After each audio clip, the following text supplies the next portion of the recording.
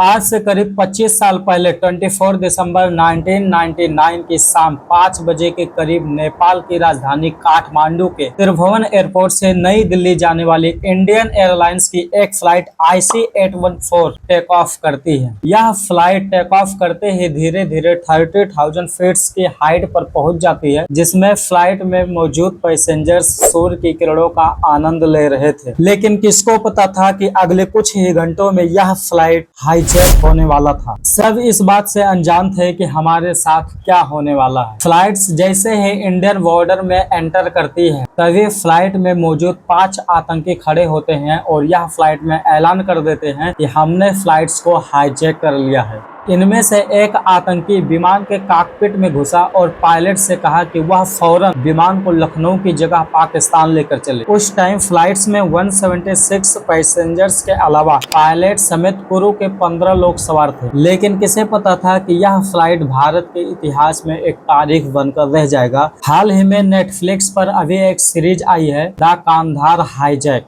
जिसको लेकर social media पर कुछ आक्रोश और विवाद चल रहा है। पाकिस्तान के हरकत उल मुजाहिदीन के आतंकियों ने विमान के पायलट कैप्टन देवीसर के ऊपर गन रख देता है और कहता है कि पाकिस्तान ले चलो। तब उन्होंने लखनऊ की जगह लाहौर ले जाने का फैसला किया, लेकिन इसके लिए उन्हें विमान में ईंधन कम था। तब उन्होंने आतंकियों से कहा कि प्लेन में ईंधन कम है, ऐसे में विमान को अमृतसर में उतारना पड़ेगा। और विमान अमृतसर तो रुका, मगर वहां ईंधन नहीं लिया गया था। करीब शाम के 6 बजे यह विमान अमृतसर में थोड़ी देर के लिए लैंड करता है, लेकिन वहां से वह लाहौर के लिए रवाना हो जाता है। जब प्लेन लाहौर पहुंचा तो शुरुआत में पाकिस्तान ने विमान को लाहौर एयरपोर्ट पर उतरने का अनुमति नहीं देता है और एयरपोर्ट की लाइटें बंद कर देती है। लेकिन ईंधन भरने के लिए लाहौर एयरपोर्ट पर उतरने के अलावा उनके पास कोई ऑप्शन नहीं था। लेकिन फिर आतंकियों ने कैप्टन के ऊपर गन रखकर मजबूर करता है और बोलता है कि फ्लाइट लाहौर में लैंड कराओ, मुझे नहीं मालूम कि लाइट है या नहीं।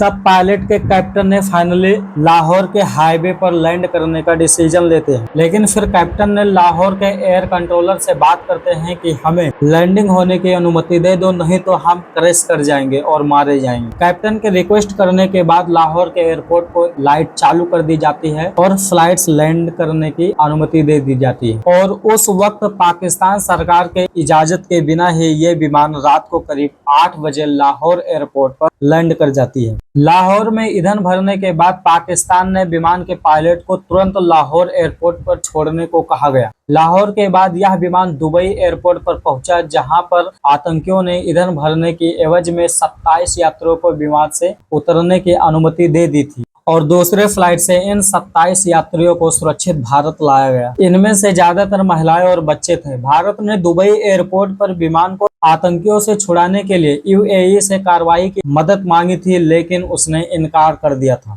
फिर लाहौर से दुबई के रास्ते होते हुए इंडियन एयरलाइंस का ये अपहरण विमान अगले दिन सुबह करीब 8:30 बजे अफगानिस्तान के कंधार एयरपोर्ट पर लैंड करती है। उस वक्त कंधार पर तालिबान का राज था। अपहरण के घटनाक्रम खत्म होने तक यानी 31 दिसंबर तक यह विमान वहीं पर खड़ा रहा। करीब 7 दिन तक इसी एयरपोर्ट पे फ्लाइट में पैसेंजर्स को रखा गया था, जिससे खाने पीने की व्यवस्था में कमी आ गई थी और टॉयलेट्स ओवरफ्लो हो गया था, जिसमें से सब पैसेंजर्स घबराए हुए थे। फिर भारत ने यहाँ भी आतंकियों के खिलाफ कार्रवाई की तालिबान से मंजूरी मांगी थी, लेकिन उसने भी मना कर दिया था। मीडिया रिपोर्ट्स के अनुसार मौजूदा राष्ट्रीय सुरक्षा सलाहकार अजित डोभाल जब आतंकियों से बातचीत करने के लिए कंधार एयरपोर्ट पहुंचे तो उन्होंने देखा कि पाकिस्तानी खुफिया एजेंसी ISI के 2 लोग प्लेन में मौजूद थे। बाद में ISI के कुछ और लोग वहां पहुंचे, जो उनमें से एक लेफ्टिनेंट कर्नल और एक मेजर था। डोभाल ने कहा था कि अगर ISI का समर्थन इसमें नहीं होता तो हम इस संकट से बेहतर ढंग से निपट सकते थे।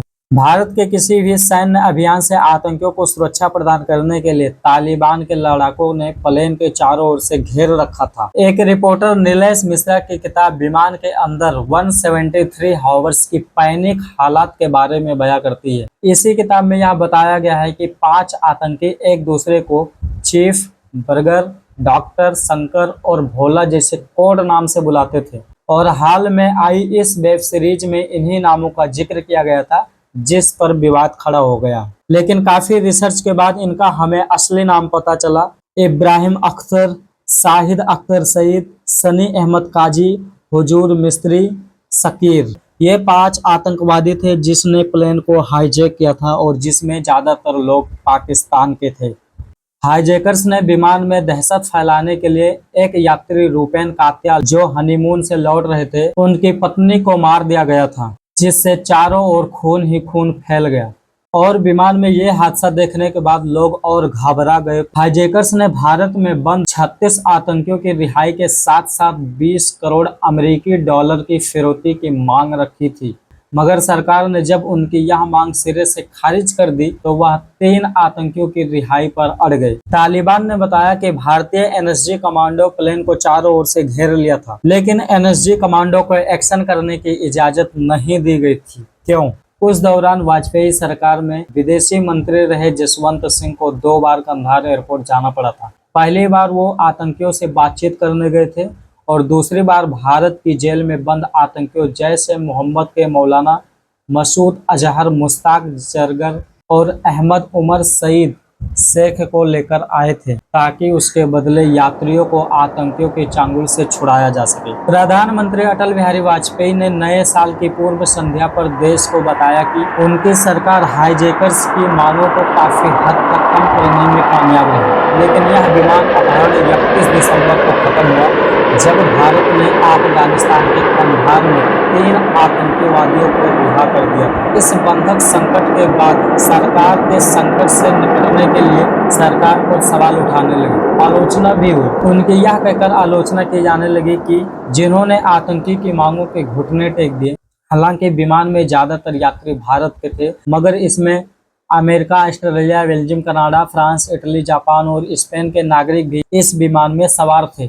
और यह भारत का एक बड़ा हाईजैक प्लेन और आखिरी हाईजैक प्लेन था। इसके बाद से अब तक कोई भी प्लेन हाईजैक नहीं हुआ, क्योंकि अभी एयरपोर्ट्स पर कड़ी सिक्योरिटी के साथ साथ नई टेक्नोलॉजी का भी यूज किया जा रहा है, जिससे कोई भी प्लेन हाईजैक होने के चांसेस ही नहीं है। उम्मीद करता हूँ आपको वीडियो अच्छी जरूर लगी होगी और ऐसे ही वीडियो के लिए हमारे चैनल को सब्सक्राइब जरूर करना। बहुत बहुत धन्यवाद।